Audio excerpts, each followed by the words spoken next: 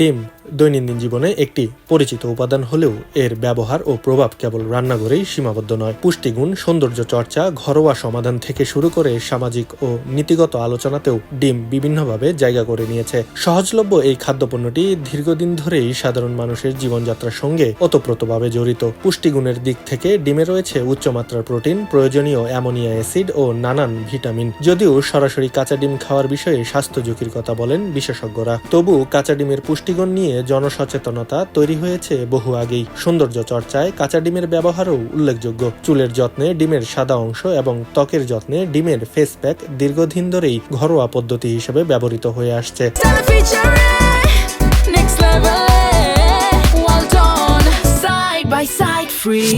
আধুনিক কসমেটিক পণ্যের যুগেও প্রাকৃতিক উপাদান হিসেবে কাঁচা ডিম অনেকের কাছে জনপ্রিয় বিকল্প।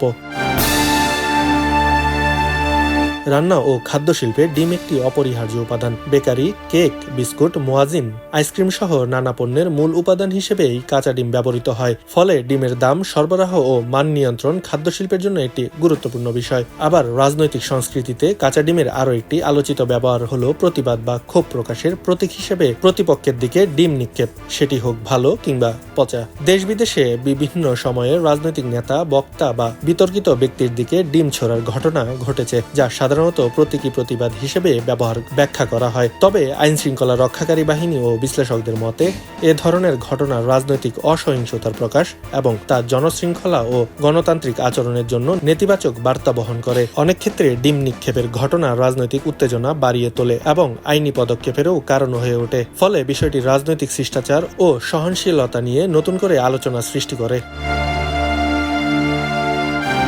ডিমের মূল্যবৃদ্ধি ও সংকটও রাজনৈতিক বিতর্কের জন্ম দেয়। বাজারে ডিমের দাম বাড়লে তা নিয়ে সংসদ, সংবাদ সম্মেলন ও নির্বাচনী বক্তব্যে আলোচনা হয়। বিরোধী দল অনেক সময় দ্রব্যমূল্যের উদাহরণ হিসেবে ডিমের দাম তুলনায় ধরে, আবার সরকার পক্ষ সরবরাহ ও উৎপাদন বৃদ্ধির আশ্বাস দেয়। এভাবে ডিম সাধারণ মানুষের জীবনযাত্রার সূচক হিসেবে রাজনৈতিক ভাষ্যেও জায়গা করে নেয়।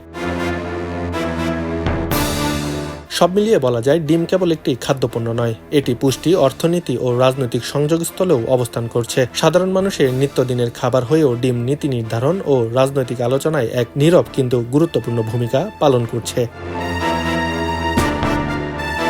আব্দুল্লাহ আল বাকি, খবরের কাগজ। এলো খবরের কাগজ, নিখাদ, নির্ভীক, নিরপেক্ষ।